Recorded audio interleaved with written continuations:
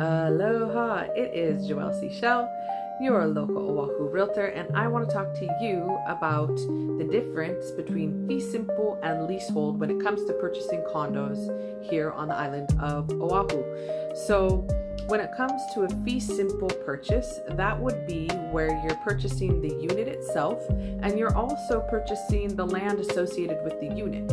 So it's a standard real estate transaction. It's probably what people think of automatically when they think about buying a condo. Now, here in this state, we have something called a leasehold. And there's a lot of detailed explanation that goes into the history behind leasehold properties.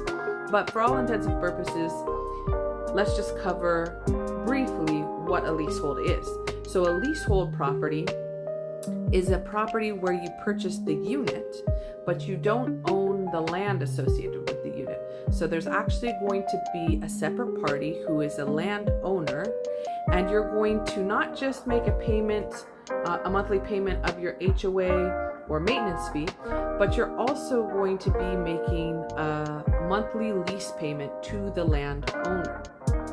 Now, a lot of times on Zillow and Trulia and these different websites that bring in a lot of traffic with people looking at homes, they don't differentiate for the consumer between a fee simple and a leasehold. In fact, it's kind of a strange concept for many places in the nation. They don't have these two separate categories of purchases.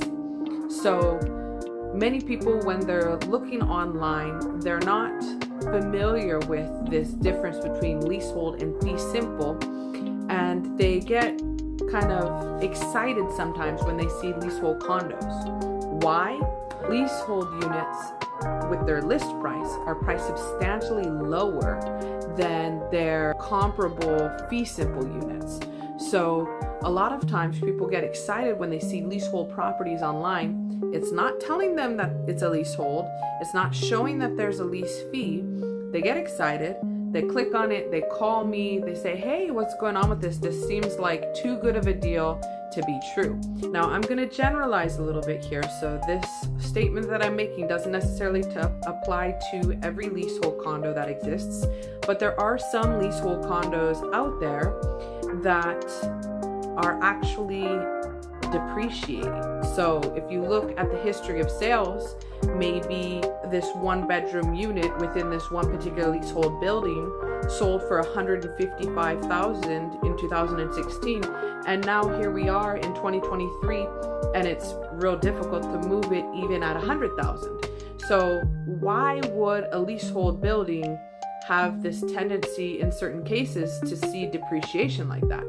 Well, when you have a leasehold building, there's going to be an expiration on the lease. So let's say we have a leasehold condo where the lease expires in 2048. Now, generally speaking, when it comes to finding a lender for a leasehold building, you're going to be a little bit more hard pressed to find a lender to lend on it. Now, if you find a lender who's willing to give a loan for a leasehold building, the general rule of thumb is that a lender wants to see at least 5 years of lease life over the life of their mortgage. So for example, if you have a lease that expires in 2048, you don't have 35 years left on that lease life. So you're going to have difficulty finding somebody who would give you a 30-year mortgage. Now, this particular scenario, I'm actually thinking of a real building, and I'm not going to say the name of it out loud, but in certain cases, like in this particular building, some lenders are okay to lend on the leasehold, and even though there's not 35 years left on that particular lease, they're still willing to give a 15 or a 20-year mortgage. So what that means is, as you own a leasehold building, or a leasehold unit rather, and you get closer and closer to the expiration of the lease, you're slowly going to narrow your buyer pool down to only cash buyers. So what that means is you're going to see units sit for longer, not sell as quickly, and a lot of times you might see a downward trend where the building's not appreciating the way that you might expect it to. So when you're purchasing a leasehold condo, it's really important to take a look at the history of the building and then also incorporate your own personal motivations and your own personal strategy into the purchasing of the unit. You know, the building I'm thinking of, I had a buyer who I played devil's advocate, and we went over all aspects of the downsides of what a leasehold building could bring, and she still felt confident that it would work for her and her family. And so it's not that leasehold units are not a good purchase, it's just that in some scenarios it might not be the right thing for you. So you really want to be aware of what you're getting into on the front side and be fully cognizant of the future ramifications. It's not all, you never just want to be thinking about just now. You always want to think about also the future. When you're considering the purchase of a leasehold condo, you need to not just be looking at the list price. You also need to look at the fact that there's going to be an HOA or maintenance fee. I use those words interchangeably. There's going to be an HOA associated with the monthly payment, and then there's also going to be a lease fee that you have to pay every month. So when you look at a leasehold, sometimes people get captivated by the list price. Wow, it's so cheap. Reality is the monthly payment is probably going to be very similar to purchasing a fee simple unit at a higher list price that only has an HOA and no lease fee to pay. So those are some important things to kind of weigh out when you're shopping for a condo. Now, when it comes to buying a condo in general, whether it's a leasehold or a fee simple, another thing that's important to weigh out that's not an apples to apples easy answer is what is a reasonable monthly fee to pay when it comes to your HOA. When it comes to an HOA fee, that money is kind of split between a few different things. It'll probably cover some utilities.